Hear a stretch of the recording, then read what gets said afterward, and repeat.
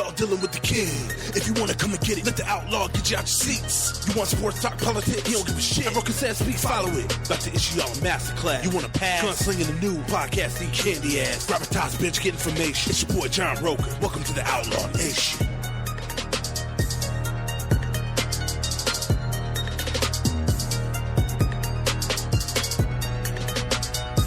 All right, welcome everybody to this week's episode of the Outlaw Nation. Look, I'm sorry. It's been a couple of weeks.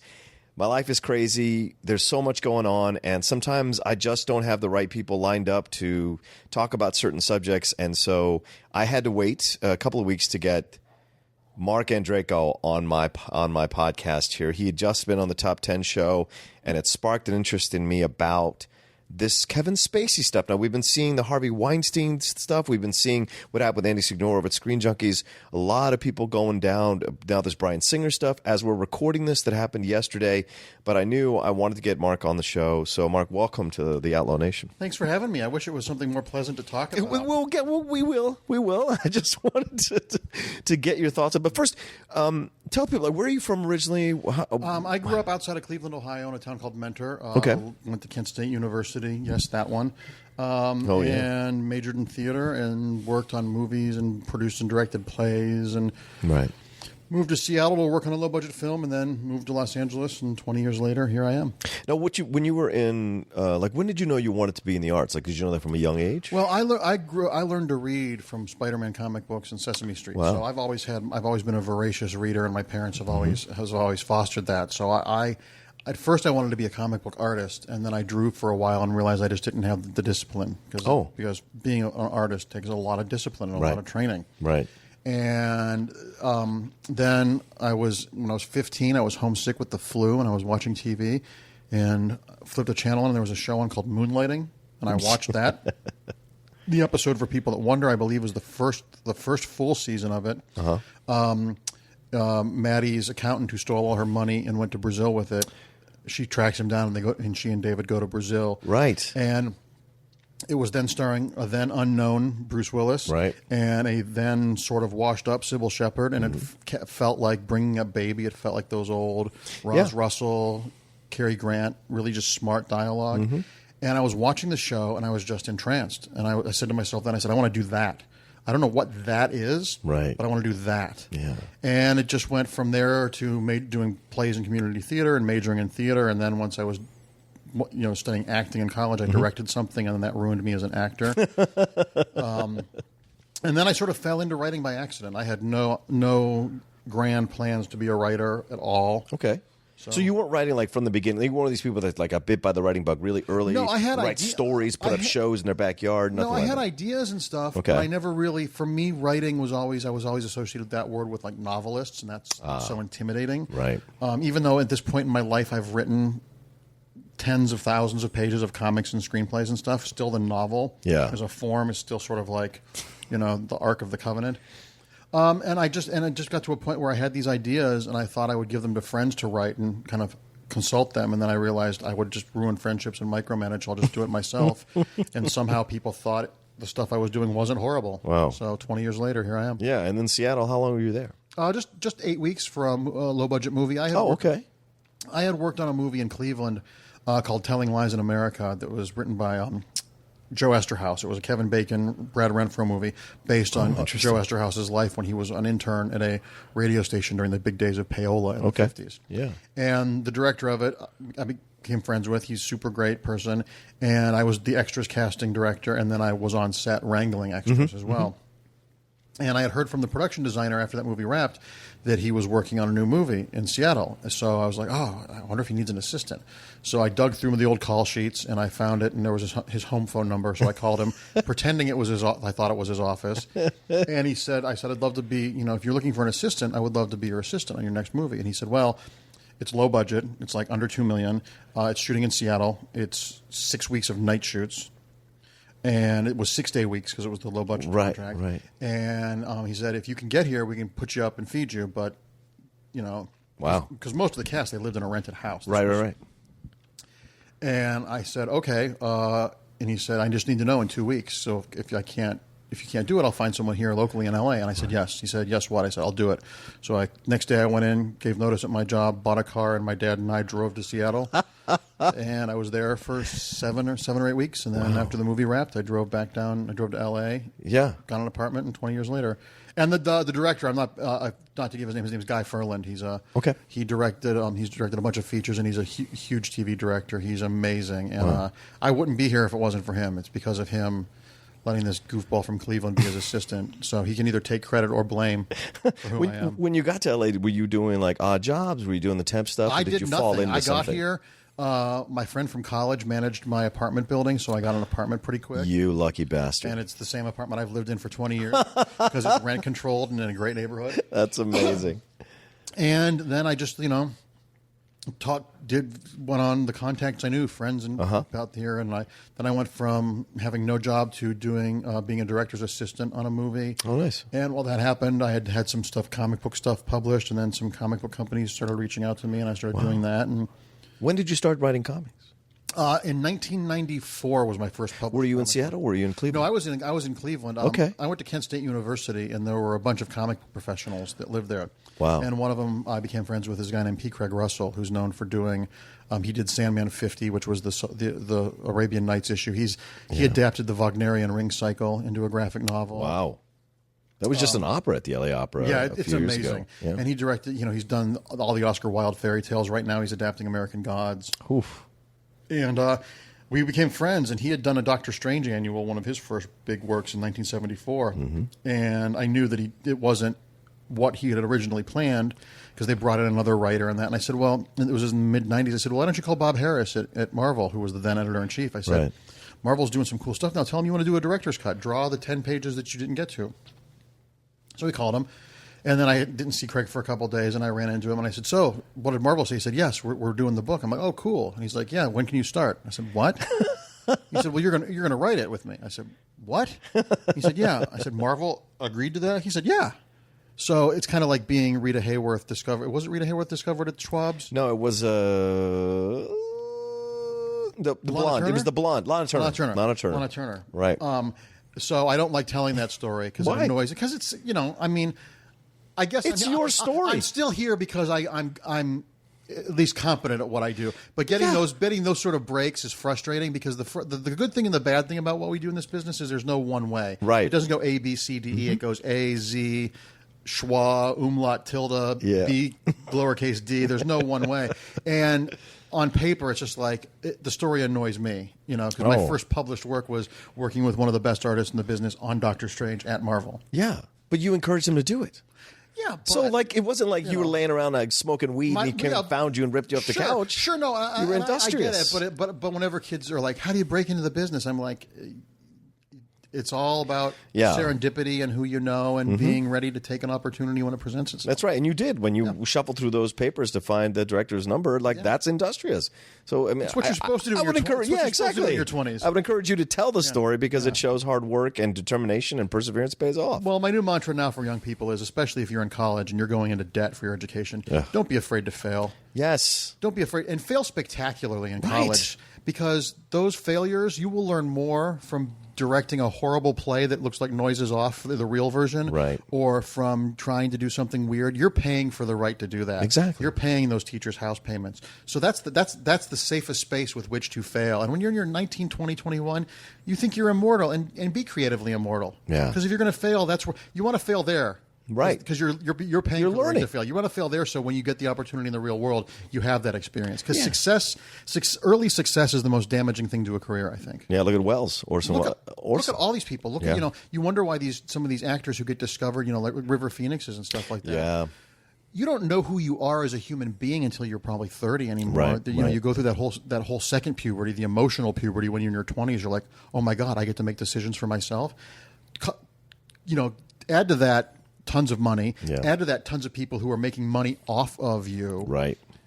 And it's no wonder these kids become drug addicts or go crazy because the pressure and the whole Emperor's New Clothes thing. Because every day, whenever I write, I'm like, oh, someone's going to find out I'm not good at this.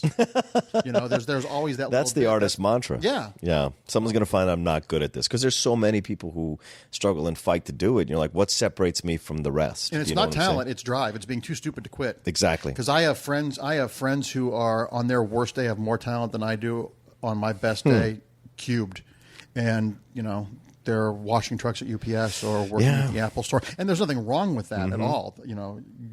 Whatever gets you through the day and makes you happy, I'm not judging that. Yeah. But there's lots of talented people that are just, the talent is boxed up and put on a shelf somewhere. Yeah, that's one of the things that I enjoyed about going back to college because I basically almost failed out of college my first time around, went in the service and did my time there. And when I came back to college, I was older and I was hungrier. So all these kids who were way more talented than me were frittering away their talent because they were like drinking and partying and doing whatever. They were showing up without their lines memorized. They were messing around. So I would slide in and get these parts. And so I was a BA getting getting BFA parts at college. And that was determination. I made my own degree. I graduated with a degree in directing from Kent State, and I never took a formal directing class. I just directed bunches of plays because the program allowed. We had so many facilities, and I was lucky enough to be with a group of like-minded students where if we didn't get cast in the big play, we would do something of our own. I mean, I directed Speed the Plow when I was 19. Wow. That's a tough mammoth one to direct, too. Yeah. I know how to crack it, though. She's the smartest one in the play. Well, logically, but he doesn't write smart women. His women are and he's gone so crazy that I don't think he's existed in 25 years. His black white book drove me insane. For a liberal Jewish artist to become a complete right wing conservative crazy man, and also because of Rocha. Yeah. He unleashed her onto the world, so that's a huge problem as well. Well, also, I had that issue with Dennis Miller. Dennis Miller's an incredibly liberal, very funny guy, turns as a raging conservative. Ben Stein, same thing. Just frustrating when that shit happens. Well, Ben Stein didn't turn. Ben Stein was Nixon's speechwriter. Oh, I guess. So he's always been a conservative. Well, they should know what to do with Trump then. All right, okay, so... this is not. I hope this is not a surprise, but maybe it is, and we're going to talk about it. So, Mark, you're gay? Yeah. When did you know? I want to talk about this process before we get into this. When did you know? Always, I think I didn't know. I didn't. That term wasn't really a big term until the late '80s, until the AIDS crisis had started. Right. And I always knew. Like I remember watching Trapper John M.D. in the opening credits with Gregory Harrison and his character's in the shower and he turns and it freezes going, oh, I like that. Why do I like that? Or, what's going on with they're me? playing volleyball on chips and there's Punch. Why do I like that? And then eventually it became, with anyone, that journey of discovery, whether you're gay or straight or what, you have to figure out what is the aesthetic attraction. And then when you're in puberty, when it becomes a sexual thing. I wasn't out until later in life, and later in college, and I didn't actually officially come out to my parents until Matthew Shepard was murdered. Oh, I didn't lie to them about it. They never asked, and I was never dating anyone or in a relationship where I was hiding someone. So I kind of felt.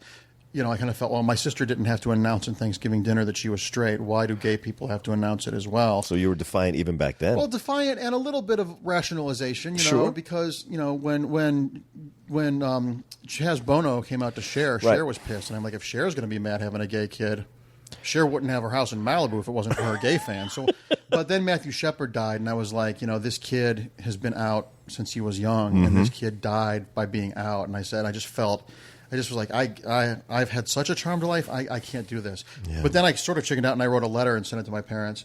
And both my parents, especially, I knew my mom would be cool, but my dad grew up, from Youngstown, Ohio. I think my grandparents, his dad was a first generation or second generation American, Eastern European, blue collar. And you never know. And my dad, who I completely underestimated. My dad was like, "You're my son. I love you. I want you to be happy." That's amazing, dude. And I was like, and then I felt shitty because I never thought that would. I'm like, oh, I underestimated him. Yeah, but just like you say, these young kids, they don't know who they are. You have to forgive yourself for that because how would you know? Of course. And I realize how fortunate I am. It's why even though I'm a gay guy in America, I'm a white man in America. Right. And I luckily, or not luckily, that makes it sound like it's a good thing. I can pass because I grew up in a Midwestern. Yeah, I did not know you were gay. I when can get first my met gay you. on. I can get my Sure. girl and snapping my fingers and stuff. But I don't necessarily read as the cliche, the stock gay character. So I get to pass in a lot of ways, and I feel a tremendous amount of guilt about that because I was never suicidal. I was never disowned by my parents. I was never, on the streets. And because I've had so much of the benefit of being white male American, it's why when I did Love Is Love, I feel the need to give back because I see these people that suffer every day more than I've suffered in my entire life. And you just have to give back, because even if it's only an hour a week, if we all just did an hour a week, able-bodied people, and it doesn't have to be volunteering at the soup kitchen. It could be raking the leaves for your elderly neighbor or taking someone's dog for a walk when they're out of town or taking someone's garbage cans in. Yeah. Just those little bits. If everybody who is able-bodied did that in America, that's probably 100 million hours a week, which is 1.2 billion hours of giving back a year. And I have to remind myself, I don't have Hollywood money. I work in this business, but I'm not, I don't have a private jet or a cocaine mountain. But it's still easy to get. It's still easy to give back, and doing something nice for someone, can change the trajectory of their life. Yes. I just saw the movie My Friend Dahmer, and the whole time I'm watching it, it's all about Jeffrey Dahmer in high school before he becomes a killer. Right. And the whole time I'm watching it, I was infuriated because if one adult had said to him, "Jeff, what's wrong? Are you okay?" None of that would have happened. Because he wasn't really a serial killer, right? In the sense of Bundy's and Gacy's and stuff. He did a lot of awful things, and that's what's fascinating about that movie. It makes you empathize. We should empathize with people more. That's not sympathizing with them. That's not giving them a way out, but empathize with people's situations because you realize how few degrees separate us from them when you think about that shared experience. Well, I think that's why people are fascinated with serial killers. Like Jeff Snyder, who's a friend of ours, like he sat down with us before Last Flag Flying, me and Perry, and we were discussing something, and I think the Dahmer thing came up, and he said, I want to see this because I'm fascinated by serial killers. And we are. Like, there's numerous programs. Like, I just saw there's a new thing called Lost Tapes on the History Channel where they take a bunch of, like, voicemail messages or reports from local television stations, and they do no voiceover, and they just compile the timeline of a serial killer's movements. And it was for Son of Sam, which was so intense. And I'm like, because we'd all like to have a moment where we, like, maybe not all of us, maybe most of us, I think, have a moment we want to, like, get mad at somebody or kill somebody for the terrible things they've done. We don't become serial killers, but that concept of the ability to remove yourself from the situation, to be able to do things you're doing, it's fascinating, and not in a way that should be admired, but fascinating when to explore intellectually. I would. If I had to leave the business, I would want to become a profiler, a forensic psychiatrist, because I think it's fascinating that you can open someone's underwear drawer and know everything about them. Yeah. We all think we're these enigmas and like the Sphinx, and we're all so utterly predictable. But it's what's most interesting about something like My Friend Dahmer is that you see all the levels of toxicity, the perfect storm of 10 or 11 things that happened in his life that just happened to crack him along that edge, and it's heartbreaking. It's heartbreaking, Well, I mean, if you look at the Columbine stuff, those two kids, it's almost in reverse. They had no reason to flip out the way they did, yet there was still not enough affection or not enough whatever in that situation as well. And so what is that? And you can't just look at things in a vacuum. And that's what I think people make a mistake doing all the time. There's a butterfly effect to everything, like you said. And there's shades of gray. We live in a culture where everything is the best or the worst. Right. And very, very few things in life do you experience the best or the worst. Most of it is in the gray. Yes. And we've all become town criers with the internet, where if we scream loudest, we're right. Yeah. And it's why I love doing the top 10 with you guys, because I knew my list of Marvel movies was going to be weird, but it was sincere, and the reaction has been great because everyone was like, oh, that was interesting. I don't agree with him, but I understand why. Right. And that's all. I never want to talk about movies or things to prove that I'm right. I want to have a dialogue about what works and what doesn't. Right. And it's the same thing about people. Going back to just saying one nice thing or being nice to people once every day can change the trajectory of life. I've told this story a lot, and it's an amazing story. There was a kid recently who gave his valedictorian speech at his high school. Okay. And he was telling a story, and he said, I think it was the kid's sophomore year. It was a Friday. He was leaving school, and he had cleaned out his locker, and he was leaving, and these jocks knocked his books out of his hand and were taunting him and doing their thing. And another jock shooed the other guys off and picked up the books and gave the kid a ride home. And they became best friends. And not until the valedictorian speech did even the friend know this. He said, I cleaned out my locker, and I got to try this tell this without crying. Okay. I cleaned out my locker because I was going to go home and kill myself that weekend, and I didn't want my mom to have to come clean up my locker. Wow. but because that guy was nice to him, he didn't, and and his friend didn't know that until the valedictorian speech. So we have no idea the butterfly effect of being nice. Holding a door for someone can change their day. Saying, I was in a horrible mood last week, and I was wearing my Halloween 2 movie poster T-shirt. I was at the grocery store, and the cashier was like probably 75 years old, a Latino woman with a pretty thick Mexican accent. And she goes, "Oh, I love Halloween 2. It's my favorite horror movie. Nice shirt." And just her saying that made me smile. So that can absolutely change. So it's just a matter of, and it's not being Pollyanna-ish, or when I say that I do this stuff myself, it's not holding myself up as a paragon. Right. Because if I can do it, it's easy to do. I'm C+ on a good day. So just being nice once a day makes you feel better too. Absolutely. It releases so many, because it's so exhausting to be angry. It really is. Be angry about things that matter. Especially as you get older. Mark, right? Yeah. Like I used to carry the torch for so many issues. A lot of people who knew me in my 20s would be surprised to see me now because I'm so much, and you might find this shocking, but I'm so much more relaxed than I used to be. Yeah. Wow. I mean, like I used to rage about everything, all the injustices in the world. Well, I don't mind. But I don't mind rage. Small. I've been angry for a year now since the Orange Hitler came to power. Oh yeah. But when I see people getting angry about things like the Justice League's running time, I'm like, get mad about things that actually matter. Get mad about things like our rights being taken away, or the fact that every woman we know has been assaulted at some point in their life. Yeah. Be mad about things and affect a change that you can actually matter. You can be passionate about nerd stuff because that's what we're talking about. Of course. Passionate, but also have perspective. Right. Have perspective. Save that rage for things that really matter. When I hear someone talk about, Captain Kirk, the color of his shirt wasn't in continuity, I'm like, did you vote? Right. Who are your state senators? Right. Know that stuff because that's the stuff that's important. So anyway, that's fair. I think that's a fair criticism because don't get me wrong. I'll rail and I'll rage about movies all the time, but you have to be doing the other side. You have to do. You can only rage about the fake stuff in life as passionately as you care about the real stuff that actually affects your existence. Right, and that gives you even more of a foundation to rage about it. I think so too. Speaking of raging, Mark, we talked about you coming on the show. I broached the subject to you, and I was very happy that you were willing to talk about it because I tried to get some women to come on and talk about the Weinstein stuff, and to their credit, they felt like they had been exhausted by it and didn't want to come on the show, and I respected that. So I was very happy that you were willing to come on because I want to talk about this. This is a really, this is an interesting situation as it's happening. It's almost like a wave of change possibly is happening with this whole assault and attacking and harassing, and the fact that Anthony Rapp came out of the blue to talk about what happened to him. Let me correct you on that. That's not out of the blue. He referenced it right in The Advocate. Anthony's told that story, and I say Anthony like I know him. I've met him a few times, and my friend was in Rent with him back in the day. But wait, who's your friend in Rent? My friend named Mark Setlock. He was an actor I went to college with. He was in the original company of Rent when it was in the church basement, and then he was there from the very beginning, and then he wasn't in it on Broadway. Then he went in and took over the role he originated of Angel in Broadway. Gotcha. It went to Broadway. Wilson Heredia was Angel, and but Anthony Rapp has been telling that story to people and not telling it like a party game or like a bragging thing as a thing that he survived. Because, when you're a kid, an impressionable kid, and you're dealing with your own sexual orientation, whether it's gay or straight, and an adult male crawls on top of you in bed, someone who's almost twice your age. Yeah. I've always said I'm so fortunate that I was never abused in any way. But if I had to go back and pick an abuse, I would rather you break my arm and give me a black eye than verbally abuse me or sexually abuse me, because broken bones and bruises heal. But the insidious thing about sex abuse and mental abuse is it fractures that person forever. Right. And it's just unacceptable.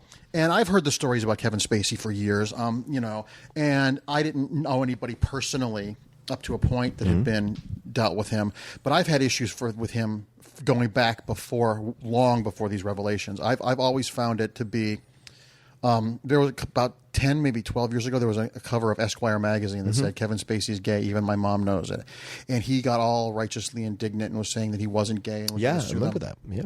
And as a gay man, I can say this, your sexual orientation only matters to me or to you if, am I allowed to swear? Yeah, of course. The only time sexual orientation is actually a relevant issue is if you want to fuck me or I want to fuck you. Right. Otherwise, it's an utterly insignificant part of who we are. But as long as LGBT teenagers are killing themselves at a rate of like 400% of straight people, if you're a celebrity, just don't talk about your orientation. Right. Do what Jodie Foster did up until that totally misadvised speech in the Golden Globes a couple years ago. But before that, she just wouldn't talk about it because it's truthfully no one's business. If I'm promoting a movie, what I do in my home life doesn't have any business. So don't talk about it. But if you're gay and you're a celebrity, and that comes with being an actor, a politician, a sports figure, a public figure, sorry, if you don't want to be a paragon for people, do something private. Yeah. So when you start denying it, and by that denial implying that there's something wrong with it, you're causing. You could have actually caused someone to kill themselves, right? Or something to be ashamed of, something to be ashamed right? of. You can't say if you're so vehemently about it coming out. That's something that signals shame. Yeah. It's not about. Well, it's like why are the most anti-gay politicians always gay? Yeah, because you can't hate something that's not you. Right. You know, it's such bad writing at this point. I'm like, oh my god, another gay Republican who was anti everything. What a shock! It must be a day. I've seen this twist. So I've always had tons of issues with Kevin Spacey and lots of the closeted gay celebrities who lie about it. Just don't talk about it. And the list goes on. And I mean, I'm not going to name any names because I don't want to open us up to lawsuits. Right. But there are tons of them. There are tons of them. It's why people back home in Ohio are like, who's gay in Hollywood? And I'm like, this person. And they're like, I don't believe it. I'm like, well, that's why it's a win-win. Yeah. Because most normal people wouldn't believe that you would get married to not let people think you're gay. Right. And it's some ways it's still like 1954. And then my most recent reason for being furious at Kevin Spacey, in addition to knowing he was a creeper, I didn't know that they were quite that young until Anthony Rapp came out. I always thought they were on the other side, just across the border of legal. Right. I was furious this year at the Tony Awards. Kevin Spacey hosted the Tony Awards, and it was the first anniversary of the Pulse nightclub shooting. Right. In June, which is Gay Pride Month, at the Tony Awards, which is, if an award ceremony was gay, it would be the Tonys. Absolutely. And his opening number was he made jokes about coming out of the closet. And I was like, no, you don't get to do that. You're a rich white guy. You are an estrada that most of us will never achieve. Yeah. And you don't, on the anniversary of 50 people getting murdered because they were out and celebrating life and having joy, you don't get to do that. Yeah. You don't get to do it here. You don't get to do it at the Tonys, and you don't get to do it during Gay Pride Month, you fucking monster. And then to find out that, in addition, that not only was he a self-loathing closet case, but a pedophile? Yeah. No. I am thrilled that he'll never work again because he is. Everyone's like, but he's such a good actor. I'm like, he's not, though. He's always played a smarmy guy with a dark secret who would probably stab you in the back if he had the chance. And he's revealed that that's who he is. Right. And it's unacceptable. It's just utterly unacceptable. That's a very good point, Mark, you make, because you can go back and see his movie. Like you go back and see Gibson's movies. You're like, oh, there it is. I thought it was cocool when I saw it, but now that I know that that's actually him in real life, it's unsettling. Oh, and then when Anthony's story came out, and then he said, oh, well, I was drunk. Because to all your listeners, when we get a couple drinks in us, we don't want to fuck children, right? And then I'm gay. I love that not only the gay media, but the mainstream media has said, no. Right. No. Some Seth Meyers had one of his writers on Thursday. She did a piece that was hilarious, Emmy-worthy. Yeah. It was biting and smart and hilarious. And the gay community has said, we don't want you. Mm-hmm. We Dan don't Savage want you. came out. You don't get to come to this party. Right. You don't get to come to this party because you have denied us. And I don't know if you remember, like 10, 12 years ago when he got mugged at a park in London. Yes, because he wasn't gay. He didn't get mugged at a park in London walking his dog at 4 a.m. That was a hustler park. He got mugged by a hustler who probably tried to roll him, and everybody knew it. But the problem is that I don't know if we're going to see any big names get outed in this sexual harassment abuse scandal that are generating a lot of money currently. Because if you look at the people that have been outed, right, Kevin Spacey, right. He's been very few people say, let's go see the Nevin. Very few people except him and his former agent say, let's go see the new Kevin Spacey movie. Right. Harvey Weinstein, the days of Miramax were far in the rearview mirror. Bill Cosby was doing the exact same thing during the height of the Cosby Show as he has been doing for 30 years. Yeah. But he was generating a lot of people money. So there's the inherent hypocrisy of if they're, and there's some big people, and a lot of people are going to be shocked. There's one person in particular, and I can't get any more specific. It's a guy, and it involves girls, and it's horrifying. Is it this one from a network, a particular network? Well, it depends on what your definition of a network is. Cable network? I'm not going anywhere there. Another one of these guys hiding in plain sight, and when it's finally confirmed, if they can get some of these poor kids that were ruined by this guy, Yeah. it's gonna blow the doors off of things. Well, that's already hit the internet. People are already speculating about this on Twitter. About him on Twitter. I know you don't want to say the name, but people are already You speculating. can research it and find out who Yes. we're referring to. Right. But there are a lot of them. And the thing is, and I get some of the people saying they didn't know, because I had done a lot of work with Screen Junkies, and when all that stuff about Andy came out, my instant reaction was, that's not the guy I know. Right. And I can totally 100% say that Roth and Joe and Spencer and Dan had no idea. Yeah. And I was only around him a couple Hal. of times a month, Hal. And those people that were around him every day and didn't know that, Yeah. JTE is my hero, because if he had done that to my significant other, I wouldn't show up for work for 2 months. I'd be behind bars, Yes. because I would have beaten him to a bloody pulp. Oh, absolutely. And then there's the level of when someone sneaks through your radar like that, when someone's doing something insidious like that, and you legitimately, honestly had no idea, it makes you begin to doubt your own barometer of who you can trust, and you feel guilt that you didn't know that was going on. And we've all had to grieve for this friend we lost who never existed in the first place. Yeah. So there's so many levels of just, there's just so much, and that qualifying all that stuff that we felt and I felt in specific doesn't hold a candle to what these women had to deal with. Yes, of I'm course. not saying like, oh, it's so sad that he got caught because it upset me. No. By all the women, these victims, I'm not even in the same solar system as them as far as what happened. Absolutely. But it messes you up, because I said to JTE's girlfriend, I said, if I was ever there and something was going on, I'm so sorry I didn't know. Right.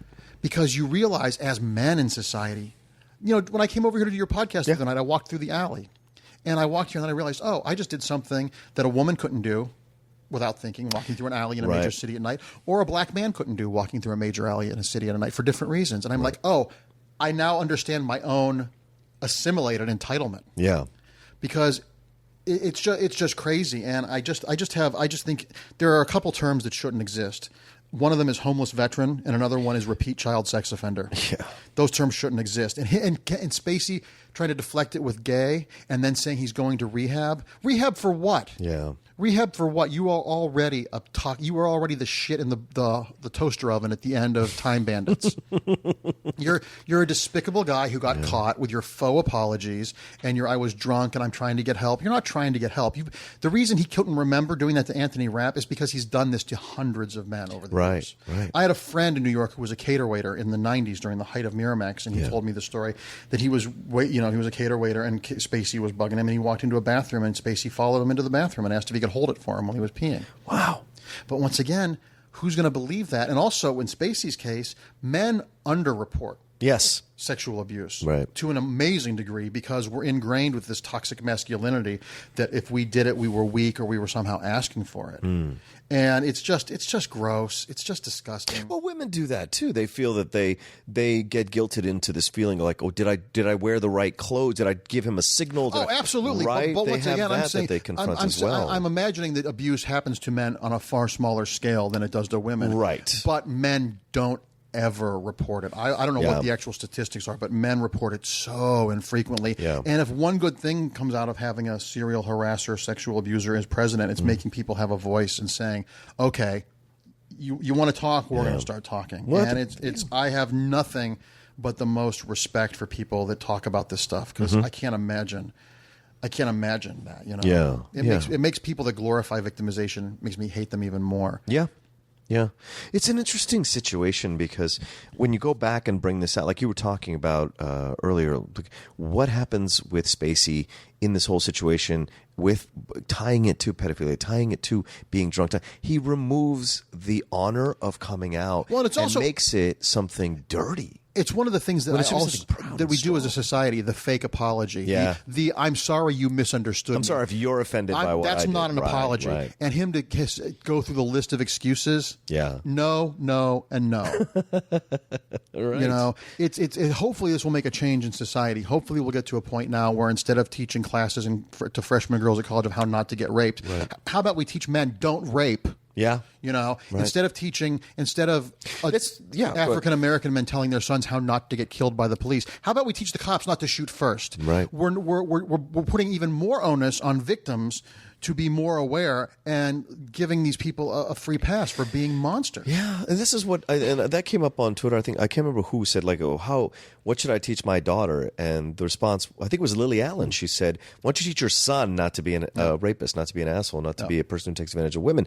And we see it, and I think our media gives us these signals of how to treat women as we watch TV shows, as we watch movies, as we watch music videos even. We're seeing this stigma that the woman, although to chase the woman down is, of course, like that, it's like that age-old tradition of you got a quarter, all those kinds of things. But what we're seeing more is this treating, like we started with the bitches and hoes thing, and we started with that kind of thing where we're dismissing the value of the woman as anything other than just something to achieve or attain or to own. Something to attain or own. It's why movies... property. It's why I think Wonder Woman is such an important movie. Yes. Because Wonder Woman is a movie that, I've said this multiple times, and all the little girls that saw Wonder Woman in 20 years when they were running shit, I hope I'm still around, because we'll have flying cars and healthcare, and it'll be the Jetsons' future. Because it was... that entire movie passes the Bechdel test. Mm-hmm. I've gotten to meet Lucy Davis a couple of times, who played Etta Candy, and she's lovely. Her. She's great. She's amazing. And I said to her, I said, I don't know. I said, you probably realize this, but I said, what was great about your character was she's a woman of a certain size, and never once do they reference her weight. Nope. She's never the butt of a joke. And I said to her, you know what's really amazing about that? There are a bunch of little girls, chubby little girls who saw that movie, who are now not going to have eating disorders. Right. Because representation does matter. And we see that with Chrissy Metz on... the NBC show, the one.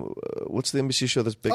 This Is Us. This Is Us. Yeah. She's on there, and she's very proud about it. And I mean, that sort of stuff matters, and it really. I hope that in addition to these women and all these victims, male or female, having a voice, I hope that it makes men in our culture wake up and realize how we need to be more aware. If we see something, we need to intervene. Yeah, it's an interesting thing, Mark, because like me as a heterosexual male and as someone who has had sexual relations with women through my years, it's caused me to take a step back and look at how I behaved back in my 20s and 30s. Right. Did I make inappropriate jokes? Did I make a woman feel uncomfortable by quote unquote ball busting them too much or whatever? And then go like, oh, no, you're just taking it too hard and not understanding. And I think that's the sea change that should hopefully come from this, is that you once again yourself, empathy, right, understanding everyone's situation is different, and understanding that situation is so important, because it's so easy to think. One of my taglines is, everybody thinks they're the star of the movie of life, and most of us are silent background.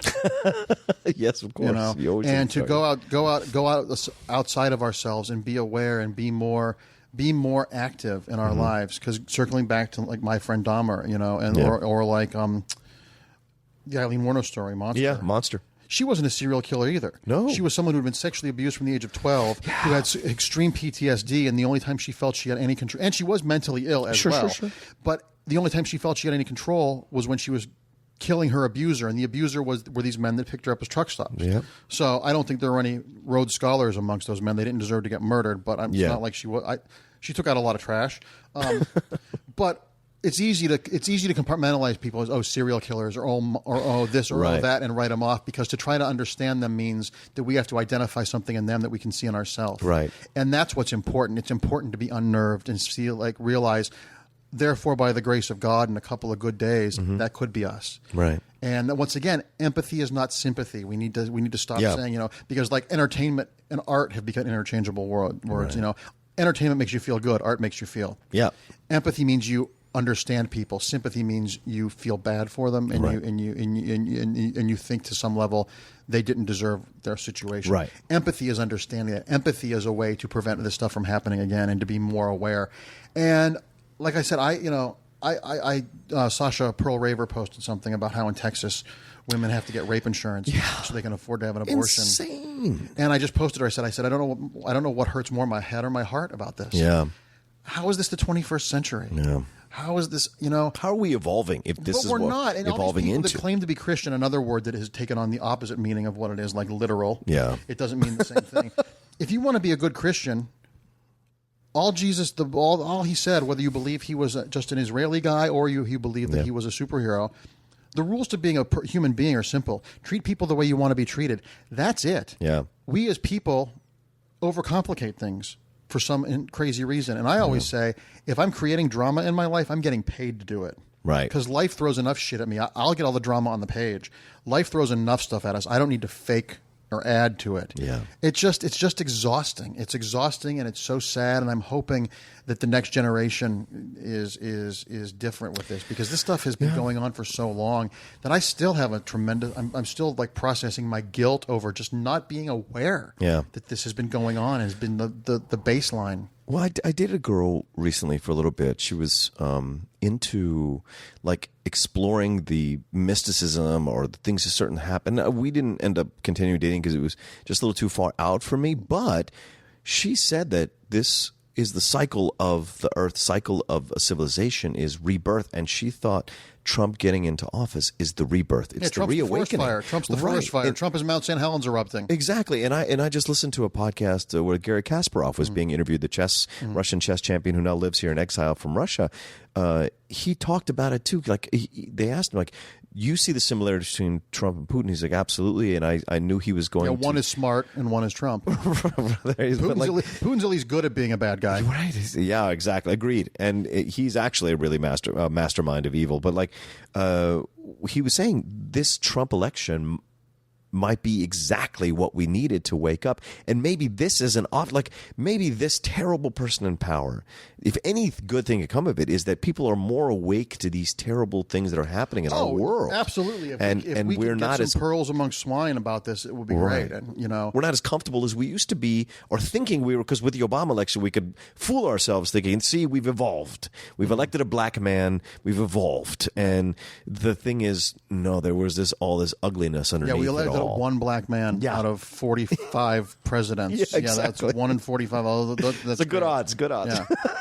But yeah, so do you, but I want to break this down a little bit more with you, Mark. In the gay community, talk to me about this. There is there like, well, how does this work? Like, 'cause there is this section that like the younger guys, the twinks, right? Well, okay. Talk to me. Let's break it down. In the community, in human beings. Yes. Woody Allen. Right. Right. Michael Douglas being Gwyneth Paltrow's husband in whatever that Dial film was. M for Murder. A Perfect Murder. Right. There's always been that, and it's not the gay community. It's people in general. There's this. I don't know what it is. I mean, because there are degrees of people attracted to different. I have young friends who are attracted to older people. Yeah. It's everybody's thing, and the whole twinks are generally legal. Right. It's being attracted to younger people is not in and of itself a bad thing. It's when it crosses that line, and it's the fetishization of children and people that aren't of the age of consent, and people, and ultimately, regardless of your sexual orientation, it becomes about power. Yeah. Because even if you think if you're a 16-year-old and an Oscar-winning actor wants to sleep with you and you think, I want to sleep with him, you're 16. Yeah. You don't know how that's going to affect your psyche, because even on a subconscious level, that person's your boss. And that the older person should know person's an better. authority figure. Yes. And it's all about that. Yeah. It's all about that. And it's almost that the sex act is secondary. Mm-hmm. It's about, and once again, it's people projecting their own insecurities onto something else.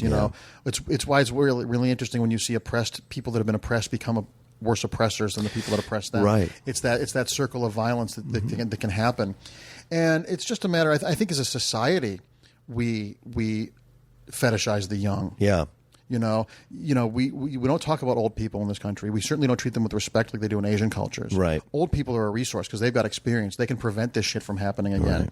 And we fetishize young people, and we fetishize aesthetic, and we should fetishize intelligence and passion and competency at what people do. Right. It's absolutely crazy. I would love to see a movie, and it looks like we're going to see that now. Albeit this is an art film. It's called Only Film Stars Don't Die in Liverpool. Oh, right. Yeah. Annette Bening's playing a real actress, Gloria Graham, who had an affair when she was in her 60s with a younger guy played by Jamie Bell. Yeah. But that's controversial. But every other movie, Yeah. show me in the real world where Leah Remini's going to sleep with Kevin James. Yeah, right. And this is what frustrates. Yeah, and I've been saying this on. If you're going to do that, I want Roseanne to have Zac Efron be her husband. Exactly. In the show. Exactly. Because that's actually more realistic. Yeah. I agree with you, man. And that's the thing that I find fascinating. I talk about it sometimes on Collider and get shit on the YouTube comments, but like that never happens in YouTube comments.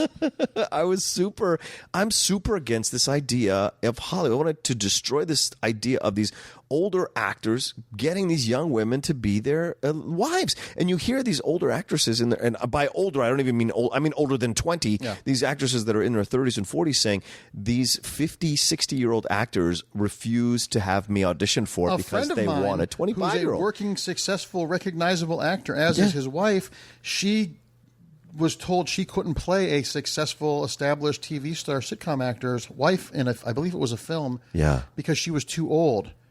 He's 28 years older than her. Oh, my God. It's ridiculous. Well, and I was saying this about American Made, the Tom Cruise film. I'm like, that woman in no shape or form is his wife. She looks like his daughter, and not even as young as like his old. She looked like she could be his wife. His surgeons did a good job in American Made. He looked bright and shiny in that. My issue with if we're gonna diverge to Mr. Cruise is, he never casts a strong actress opposite him. They're always these unknowns or fashion models. It's why Rebecca Ferguson in Mission Impossible was such a breath of fresh air. Because I'm like, forget Ethan Hunt. I want to see her movie. She's really interesting. That's why they're bringing her back. There's name an actress. The last time there was an actress on screen that Tom Cruise had really great chemistry with. It's a good question. You know who I think it was? Maybe Renee. Jerry Maguire? I would say Vanessa Redgrave in Mission Impossible. Oh, that was a great back and forth on the train. He's actually interested in this scene. Yes. I don't get it. I just don't get it. It makes zero sense, and it just looks pathetic. It's the cinematic equivalent of your best friend's dad divorcing his mom and buying a Lamborghini. Yeah. It's like, do you think you're fooling anybody? It's like sexual hair plugs. It's like, no, we know. It's watching. It's gross. It's an old tactic. Yeah. And it has to go away. That being said, I do want to talk about the Harvey Weinstein thing briefly. Please. Because all of this pearl clutching that's going on by Hollywood, we didn't know. Bullshit. Most people didn't know he was a rapist, but I knew as a kid in Cleveland in 1992 about him. Wow. And that wasn't because I had my finger on the pulse. Everybody knew. Right. He was a bully and a philanderer and inappropriate. Now, the level of the depravity to which that went is crazy. Yeah. But the problem with this is I don't want people to say, well, we got rid of Harvey, now we're good again. Yeah. No. It's like they say if you see one mouse or one cockroach, there's millions more. Yeah. We saw there's a cockroach in the kitchen. It's Harvey Weinstein. But we need to tear down these walls and fumigate the house because they're all filling up every open space in the crawl space. I don't want people to think we got one or two and everything's good again, because this has been going on. Well, since men and women have been in existence, there's been the impression.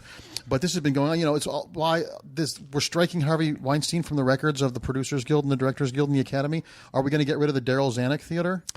Ooh. Are we going to take Roman Polanski's Oscars back? Remember, everyone who's clutching their pearls about Harvey Weinstein right now, you voted for him to get an Oscar after he was a fugitive from justice. And what did he do to be a fugitive from justice? He gave a 13-year-old a Quaalude and ass raped her in a hot tub. Right.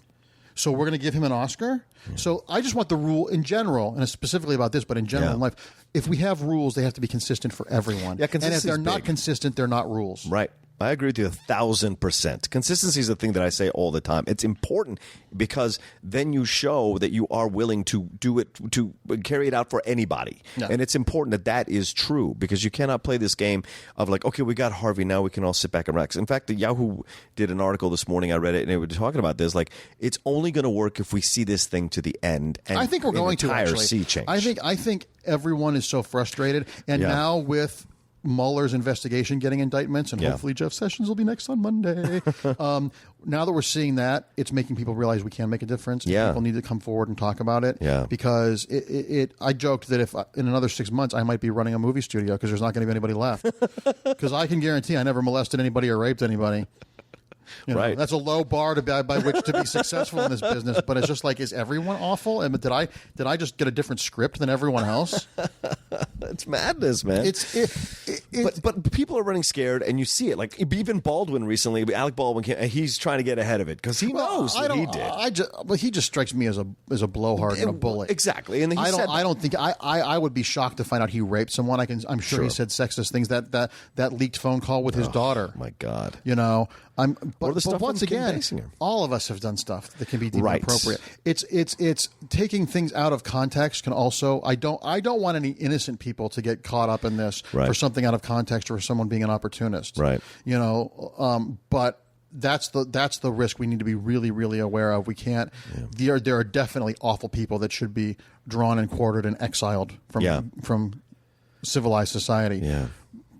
But read the article. Don't just click on the headline. That could be the story of life. Read the article. Don't click on the headline because there's no one as of yet that's been announced that I don't think is absolutely deserving of the downfall that they're having right now. Yeah. But I'm sure there are tone deaf people that 20 years ago did things that were acceptable culturally then. Doesn't mean are right, but were accepted culturally that could be misconstrued and that as well as because the moment we get someone and it's proven that they didn't do anything, it allows a bunch of bad ones to sneak through. Yeah. A false accusation can be very damaging to and lets bad people get away with stuff. Well, it's also damaging to the person being accused because and you can't unring that bell. Because if that person is a good person, then he or she is made to feel as if they've done something incorrect that wasn't incorrect. Then they have to defend themselves and fight for them, and that could be another form of abuse as well. It's an old cliche. The accusation's the front page of the newspaper. The infraction's in the very last page. Right. Yeah. Good point. So it's really hard to unring, and it's a slippery slope because there's a level of predatory or predation, I guess is the word, which is a word I learned. I didn't know that was a word until 2 weeks ago. That you've got to look at these people doing this stuff and see the pattern of behavior and that sort of thing. Yes, you see that with Harvey. That's not to say you get a free card. Everyone gets one rape. I'm not saying that by any means. No. But there's some of this stuff is just so insidious and turning a blind eye. It's going to be interesting to see what happens with Quentin Tarantino. Because Quentin came out and said, after his first statement that he said he needed some time, he said he knew what was going on. He knew some of this really bad stuff. Then why didn't you say anything? This is the thing that I have to come back to this too, because I don't like this. I don't like that you get away with saying I should have done more. That does not make you a saint. No, and it's not a get out of jail free card. It's not going to confession. Now, and I would give Quentin, and I don't know all the details, but based on what has been, based on what you can glean from his statement and what is out there, I would be forgiving of him if that was when Reservoir Dogs came out. Sure. Because he was a newbie, and who was he? And that machine and the money and power changes everything. Yeah. But for the past 12 years, he's been the goose laying the golden eggs for the Weinstein Company. Yeah. It's his movies that have kept the lights on there. And he should have said something. And he didn't have to say something publicly, but he could have stopped making movies with Harvey. Yeah. That would have been a signal. Right. He could have taken Harvey aside and said, you need me more than I need you, and I know what you're doing, and you're either going to get help or we're done. Which is what he's doing now. He could have been doing this before. All the hens are dead. Right, exactly. Shooting That's what I'm saying. the fox in the hen house after they're all dead doesn't do anything. That's what I'm saying. It doesn't do anything. Yeah. And once again, I don't know the intricacies of this, and this is just based on what the public... Yeah, we're just talking. There are levels, and I'm not saying that to be like safe. I'm just saying there are shades of all this stuff that we don't know. But just based on the information we're given, is money and acclaim worth that? I like money and I like sex, but not enough to kill someone or damage someone or ruin someone's reputation. Yeah. You know, the older I get, I'd rather have a good meal with 5 friends than good sex because there's no awkward conversation after. Right now.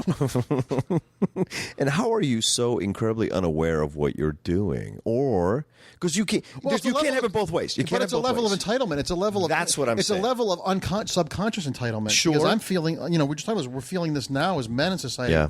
We didn't even realize how ingrained entitlement was because that's all we've ever had. Right. So, but to not say something, especially when you are arguably as powerful or more powerful than the person in question. Yeah. With Quentin and Harvey. Yeah. Quentin's been the one that's been the point guy on that for years. Yeah. So to not say something, I tweeted a clip of Uma Thurman was asked. Yeah, I tweeted it too. My God, and boy, oh boy, I got goosebumps and I was crying. Brother, the rage in her voice. Good for her. Yes. I will now go see the next 10 movies she makes in the theater because the class with which she said. Yep. For those who haven't seen the clip, Yeah. She was asked about the Harvey Weinstein situation and the abuse situation. It's like a minute long clip. 41 seconds. Yeah, 40 but she basically she said, when you're angry, sometimes you say things without thinking. And she said, and I'm so angry right now, I will not have a statement until I've processed my anger. Yeah. And I just got goosebumps. I could feel them. Mm-hmm. I was just like, wow. Yep. Wow. Yeah. What women go through, what is the baseline of every day in a woman's life in this world is unacceptable. Yeah, and it's about time we heard it. Yeah. Right? Because this is the same thing you were talking about. Like Anthony was talking about Kevin Spacey in 2000 in The Advocate, and you said even before that he'd been telling the story. Him, yeah, right. He would tell the story, so you understood. But we weren't ready to listen back then as a society. No, we are finally ready to listen. And now. once again, you had people on movies with some of these predators and TV shows with some of these predators. People saying don't. Their solution was, don't go to his trailer by yourself, or we'll send a different PA in, or that's just the way he is. No. Yeah. No. If rape is that's just the way you are, you don't get to be that person. We're gonna put you on an island somewhere with all the other rapists. Well, we're seeing this now with what's his face, Ratner. I mean, that LA Times article is unsettling as hell. Natasha Henstridge, who I absolutely love as an actress, to hear that story that he forced her to give him a blood, like it's just horrible. And I gotta say, Olivia Munn stuff, like it's all terrible. What is it about?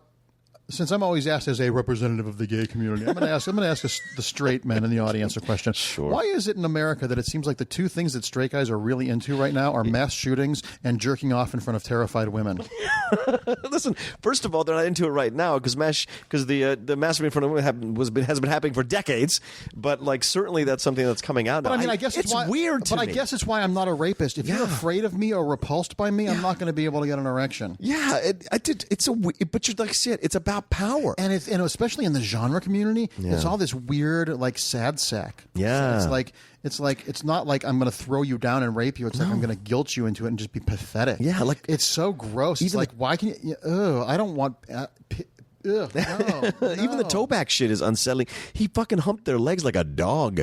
That's disgusting. That is true impotence. You know what I'm saying? It's awful. Yeah, and I don't give a fuck what great film you're going to direct. We can do without it. We have so many great films already. Well, we the certainly don't need greatest another Brett Ratner film is sort of like the least aggressive form of cancer. Yeah, sure. Let's quantify what a great Brett Ratner film is. No, but I just mean if there are artists coming down the pike and you excuse this behavior because you think he or she is this incredible artist, then fuck all that. Like it should not be excused anymore. You see it, say something, and legitimately say something. But also, HR people need to be more, because that's coming out too, how HR defends the company, really goes against the employee a lot of the times in these situations. And so you see that happening. So that also needs to change too. Well, that's why the power structure needs to shift, because a lot of times this stuff goes underreported. One, because the HR departments and stuff are going to fire you, and if you're a victim of a sex crime and you have no money and your company offers you a settlement, a severance package, and you have no money and no job, you have to take it. It's a no-win situation, right? So we need to have. I burn it all down. Yeah, burn it all down, because if it's this endemic in our society, we need to redesign society. We need a new house. We need new blueprints, because it's so gross. Yes. It's just so tawdry and so pathetic. Yeah. And it's just I want to apologize to every woman I see.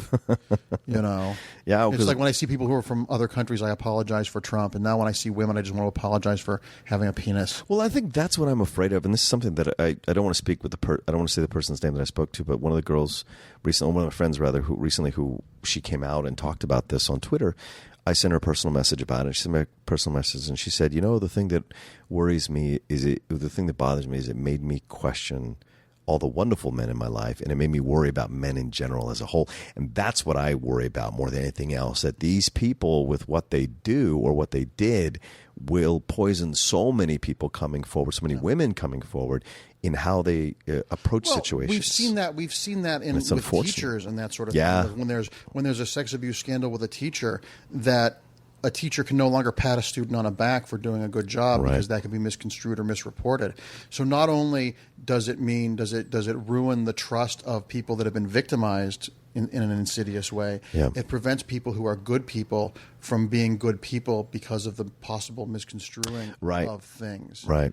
You know, it's crazy to me that, you know, we now are in an age where if you're taking your JV basketball team on a field trip, it can't just be the coach and the bus driver. Yeah. There has to be a parent on board because the coach might be. That's really. Yeah. That's so complicated and so sad and so terrifying. I mean, But where do we go from? Like, what do you want to see happen with these people? I want to see scorched earth. I Okay. want to see Kevin Spacey never work again. I want to think see that's Harvey. true. I want to see Harvey Weinstein in jail. I want to Yeah. see Kevin Spacey in jail. I want to see these rich white guys who have gotten away with being rich white guys. It's Right. the culture of celebrity. It's actually even more. It's more rich celebrity than Right. than it is any sort of ethnicity. Right. You know, Robert Blake's and O.J. Simpson's. We know they murdered those Oh, people. fuck yes. But money transcends everything else. Yeah. I want to see the people that deserve to be punished get punished and punished to the fullest extent of the law. And I want to see them be made pariahs. Because the only reason they're seeking apologies and rehab now is to save their asses. It's not sincere. Yeah.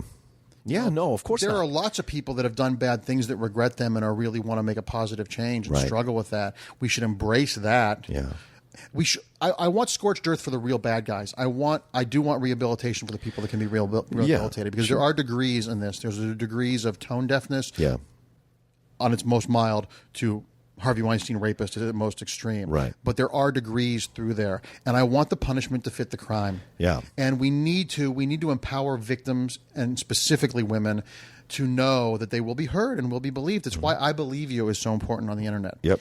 Because it's easy to disregard. It's easy to disregard that and think it's something that they're overreacting to because it makes our life easier. It makes us have less work to do. Yeah. If this is happening in every 10 feet from us, then the responsibility is on us to make a change. Yeah. And we need to. If you have your own children, if you have nieces and nephews, if you have daughters, Yeah. if you have a wife, if you have a girlfriend, if you have a boyfriend, it could be them, it could be you. Right. You've got to really, really reevaluate what you're going to turn a blind eye to, because Right.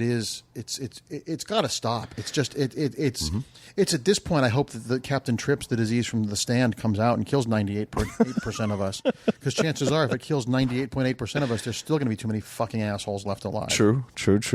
Well, and I think this has to happen this way. It has to be a complete, like you said, a scorched earth, burnt, whatever it is, like just wipe the slate clean. And then we as a society have to have this conversation in a very nuanced way with multiple levels. Yes, black and white there is, but like you said, there's also gray. And the gray is really important to talk about. What is it that I'm watching? What is it that I'm seeing that makes me think I can do this? Great. And what is it that Let's you're not adjust that. seeing? What is it you're what am I choosing not to not see? seeing? That's the Right, important part. exactly. That's the real important part. Right. And for women, what is it that, how do you want now men to approach? How do you want men to be? How do you want, like, that needs to be the conversation too. Like, we need to understand, like, I guess the way I'm built, parameters are important. So if you give me parameters, I can function within the parameters. Rules Of are course, important. Right. Rules are important. Being a decent human, of course, being a decent human being, yes. But if I'm chasing you, if I'm pursuing you, if I'm interested in you, where is the line? Do you know what I'm saying? And so there's the thing that needs, I think we need to have, and I'm starting to read these female columnists who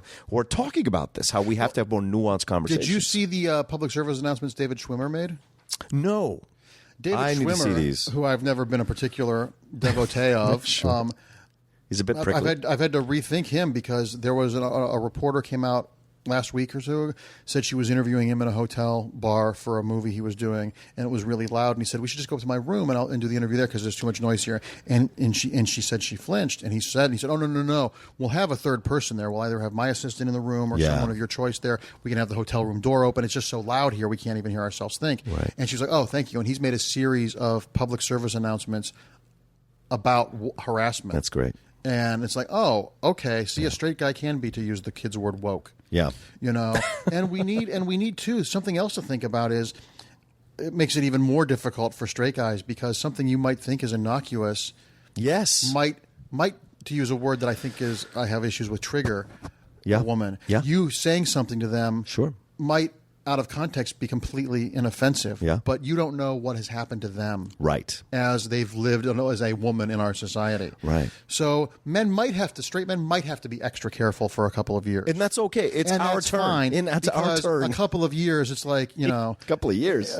A couple of years is quick. Couple of generations, I think. It's been since we crawled out of the muck that women have had to, Yeah. What's one of the original images of cavemen? They would hit the women over the head with a stick and drag them unconscious back to their cave. That's true. That's happening now. Yeah. And that stick just happens to be money or power.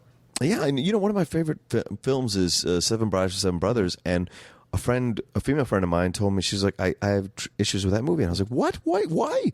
And she goes, because they steal the girls from their parents, drag them up and imprison them. And my mind just went, fuck, I never thought of it like that, because they end up together and they were in love with they fall in love with each other, and they have that, that It should be called song. Seven Stockholm Syndrome for Seven Brothers. Right, because they have that song at the end, they're like, summer's here, or spring is here, we're all in love. But no, that's what happens in the damn movie. Well, look at the 50s, The Honeymooners. Yeah, it was about a guy who beat his wife. Well, you would say he would. You never saw it, but yes, he said he would.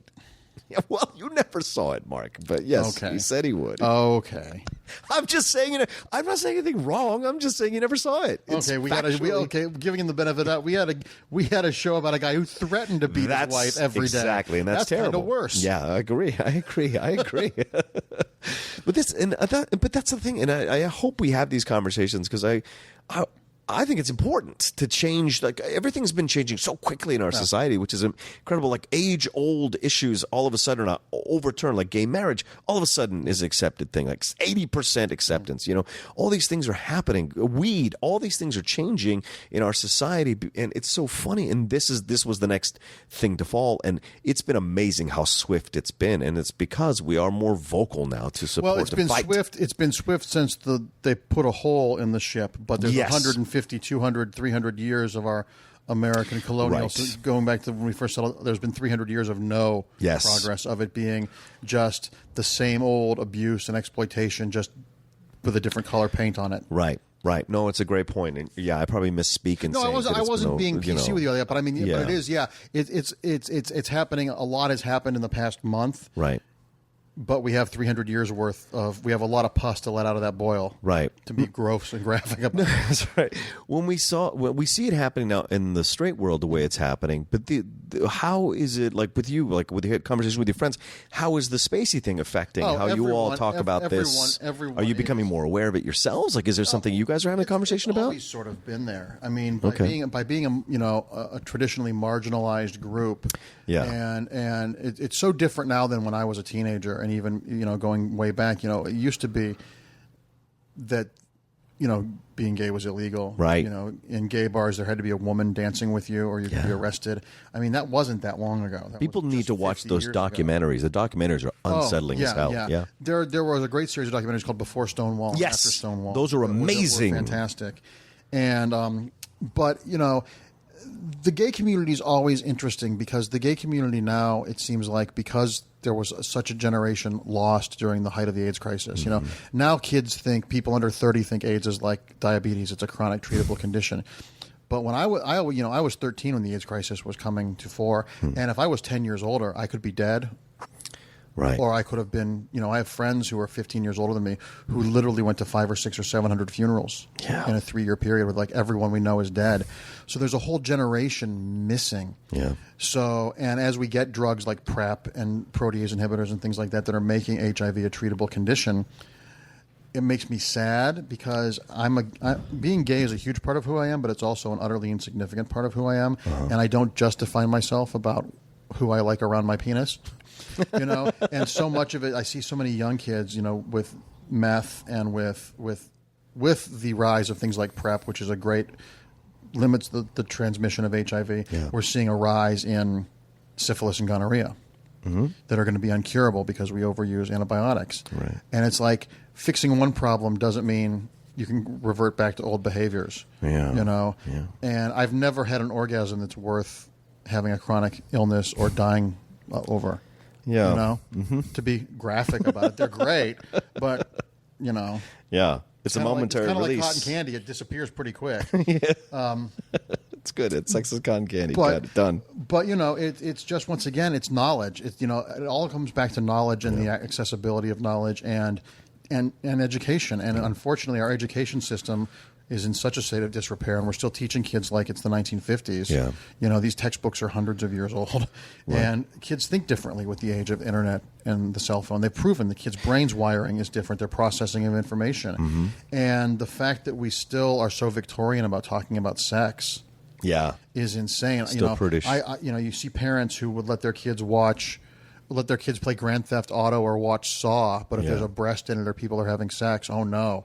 Like, I would much rather explain to my kid what sex is than why in a video game you get points for shooting a policeman and driving a car over a woman. Yeah. Why is that fun again? Yeah. We just need to get over that. And there's places like Holland, where Amsterdam, the red light district in Amsterdam. Holland has, in all Western nations, the lowest incidence of teen abortion, teen pregnancy, teen STDs, and teen AIDS, because they start teaching sex and sexuality in the first grade. Yeah. They don't just teach this point, slot A goes into point B and a baby happens. They teach things about the psychology of it and about emotional fallout and about the reproductive system and how everything functions. And they have psychologists available at every year of school for the parents, because if the parents are uncomfortable talking about it, the parents can come in with their kid and talk with a psychologist in a safe environment. And knowledge is power. It's why the solution to 90% of this is fixing education. I've never understood the demonization of education and wanting people to not be educated. I want everyone to be smarter and healthier than I am, because my life will be easier. Yeah. And that person may save your life down the road. I don't want to be the smartest person in the room. Because if I'm the smartest person in the room, it's not a very sharp room. I'm in the wrong room. Right, exactly. People are like, you're smart. I'm like, well, maybe, but I'm not getting smarter. The water level is just going down. I'm just maintaining, And the fear of knowledge drives me crazy. Yes. I am sad when there's not a day that I don't learn something I didn't know before. Yeah. I'm not threatened by not knowing something. Yeah.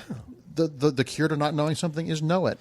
Yeah, there is this whole fear, not fear, but there's this whole stigma of knowledge. Like, even Chris Rock talked about it. It's like, when you come back to the hood, if you come back from prison, they throw you big parties. But you come back from getting a master's degree in education, they don't throw any party for you. Yeah. It's not revered in the inner cities the way it should be. Well, what's one of the biggest insults? Oh, I bet you think you're smart, don't you? Yeah. And when people say that to me, I'm like, yeah, I don't think I'm the smartest person in the room, but I think I'm fairly sharp.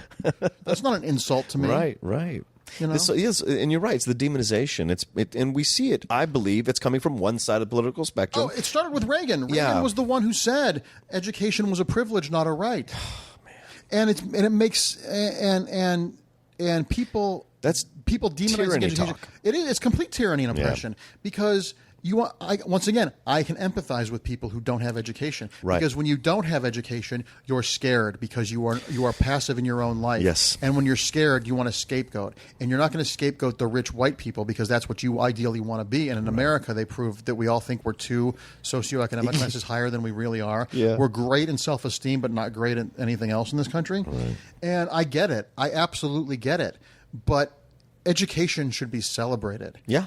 Every year, this has been the 14th year on Halloween that I've been passing out. I pass out comic books instead of candy, and it's great because I've sort of, being a Midwesterner, I sort of like neighborhood tradition, and I have kids who are like, "Oh, it's the comic book guy!" I'm their favorite thing at Halloween, and the parents are like, "Oh, thank you. They always want to see you here." And last year, a kid who had been who got comic books every year since he was 6. He turned 18 and he came with his mom last year to trick or treat and thanked me for helping him enjoy reading because it helped him get into college. Wow. And me and his mom are like weeping. Like, oh my God. But just celebrate that. Yeah. Celebrate learning and celebrate passion. Right. I'm so sick of feeling like I'm the only actual physical character in the Polar Express. There's lots of people that look like people, but there's that uncanny valley. Don't be passionate in what I like. You're right. Be passionate about anything. If you're a mortician and we're at a party together and you love your job, I'm going to spend most of the party talking to you. Yeah. Because passion over physical attributes, over wealth, over wit. Passion is the sexiest thing in the world. Yes. Because you realize how few people have passion in their lives. And it just makes me sad. Yeah. I mean, we could easily do other things than we're doing and probably make a really good living. Sure. But I wouldn't be a really good living because there's not enough money in the world to make something that doesn't stimulate you spiritually or creatively worth doing. Now, we can say that because we're single men. There's the asterisk for people that have families and have those have to make those compromises and stuff like that. We're allowed to be selfish. Yes, a little bit, yeah. But passion is the best thing in the world. I love meeting people that love what they do. You could be an insurance adjuster, and if you love it, if that gets you hard, I want to talk to you about that because that's a world I don't know. Right. Once again, especially that's something that I am always annoyed by in the arts community. We do things where we're representing the human experience, whether we're writing stories about aliens or about a high school girl or about a veteran of the Vietnam War, and to not be interested in as many different human experiences as possible. You don't have to like them, right? But life, and especially creative life, should be a salad bar. Try everything there. You might not like the beets or the green onions, but at least you know what they taste like and have a reference point. Try everything. It goes back to what I was saying about when you were in college. Fail spectacularly. Do it, because that's going to shape who you are. Yeah. And make the attempt. It's not going to always work, but you made the attempt. And there's an amount, I have an immense amount of respect for people that make the attempt. I was just in Michigan a couple weeks ago. I was invited to speak at Michigan State University. And I was talking to this one class, and this one girl said, well, how do you feel about writer's block? And I said, well, I call writer's block something else. I call it bullshit. Because I think to think that the muses are going to deprive you of your voice is ridiculous. That's more arrogant than thinking you don't need an editor. You might write shit for 20 pages or for 2 weeks, but it's a marathon. You're going to get a cramp. When you get a cramp when you're running a marathon, you eat a banana to get some potassium, you drink some water, and you stretch out. Yeah. You might write 20 pages of garbage every day for the next week, but just get it out of your system. Right. And she said, it's really hard. She said, because I just finished my first novel. And I said, stop. I said, you wrote a novel? She's like, yeah. I'm like, how many pages? Like 400. I'm like, well, you're already cooler than I am. Wow. I said, that's impressive. And I said, and if you feel like you can't look at it, put it in a drawer for 3 months and then dig it out in 3 months and read it as a reader. Don't read it as the person that wrote it. Right. We are also a society. It's interesting. We're a society of arrogance and a society of underestimating our own accomplishments. Yes. I don't know if I'll ever have the courage or the follow through to write a 400-page novel. Right. So this 19-year-old girl beating herself up over it. No, honey, you won this race. Right. I will gladly give you the gold medal. So it's a balance of not taking yourself too seriously and not beating yourself up and owning the things you're good at. Yeah. Yeah. Andreyko, fucking do it yourself. And more importantly, owning the stuff you're bad at. Owning your mistakes will get you further in life than owning your successes. Well, do it yourself, God damn it. You always undercut your shit that you write, the stuff you create all the time, and it's ridiculous. Novels, like sure, writing. but that's something else. Yeah. That's something people, I bet novelists go, you could write comics? Holy shit, I can't write comics. My Henry Cavill / fiction doesn't count as a novel yet. All right, well, we should wrap this up. Marc, thank you so much for taking the time, man. I really appreciate it. And I hope you felt that you talked about this. Like, I hope I didn't insult you in any way talking about this stuff or undercut it in any way. Because I wanted to have a really good conversation about this because it's an important issue. I think we need to be talking about it more, and I want to do my part to do whatever for the people who listen to the show and download the show to maybe expand their minds a little bit more. Yeah, and if you're a guy and you're listening to this, just be a little bit more aware. Be 10% more aware of your surroundings, and you'll be surprised the difference that will make. Talk to your female friends and hear them out. Yes, listen to them. And listen to their experiences, and you will be shocked. And yes, they may be offended that you're shocked, or they make fun of you for being shocked, but push through that and ask them more, because it's really important for you to understand. It's no different than you exploring the history of a comic book character or a character in fucking Lord of the Rings or whatever. Do the research. Get knowledge. It's important because in the future, you never know when that knowledge will come in handy. Whether you're a dad or you're a friend of who's experienced, or someone you can help them. Someone you can help. Exactly. You can make feel safe in a situation that they don't. Exactly. Or you may become a therapist in the future, and you'll have a shorthand for people who experience. Or you might be aware of some behaviors of yourself. Yes, which is more really importantly, look in that mirror and say, what am I doing that might not be cool? Exactly. And there's nothing wrong with you looking at that and then making the steps to change it. Oh yeah, because we have lots of societal baggage that we get that like we've mentioned a couple of times. There's lots of entitlement that we don't even know we've had because we were born into it. Yeah. Evaluate yourself and the things you do and the things you say, and just be more sensitive to other people. Yeah. There you go, Marc Andreyko. Be more sensitive to other people, for God's sakes. Mark, thanks so much for joining us. Thank you. Everybody, thanks for listening to Outlaw Nation. You guys can follow me at The Rocha Says on Twitter and Instagram. Mark, where can they find you? On Twitter at Marc Andreyko, and then I'm on Facebook, and I have a couple of books coming out soon. I have, right now, Harley Quinn and Poison Ivy Meet Betty and Veronica, that I'm co-writing with Paul Dini, the creator of Harley Quinn. And then I have a book that I'm really proud of coming out in January called The Further Adventures of Nick Wilson, that I'm co-writing with the Emmy Award-winning TV writer and producer Eddie Gorodetsky, who co-created the show Mom, and who wrote the Christmas with the Joker episode of Batman the Animated Series. Nice. It's basically about a guy who gets superpowers for 4 years and then they disappear. And what do you do for a second act? and it's not a world full of superheroes. That's it's not fantastic. like the Marvel Universe. He's Right. just a guy. It's the metaphor for the kid that gets drafted out of high school to play professional ball, and then they break their knee, and then they don't have any skills after that. What do you do? Right. Oh, that's great. But it's super, super fun, and it'll be out in January. So it's coming out from Image. So please pre-order it, because books, independent, smaller books, pre-orders are our bread and butter. Yeah. And I guarantee you'll like it. If you buy it and you don't like it, I'll buy it back from you. Whoa, stop it. Don't say that. What about Love is Love? Love is Love. Love is Love is in its 8th or 9th printing now. Love is Love was the book I originated and curated to raise money for the victims of the Pulse nightclub shooting. Right. And now, from now on, every year after, we're doing a different charity. This year, 2017 to 2018, the proceeds go to the Trevor Project, which is a great suicide prevention hotline for LGBT teens and young people. And there's foreign editions coming out. I'm going to Brazil in December for the Brazilian version coming out.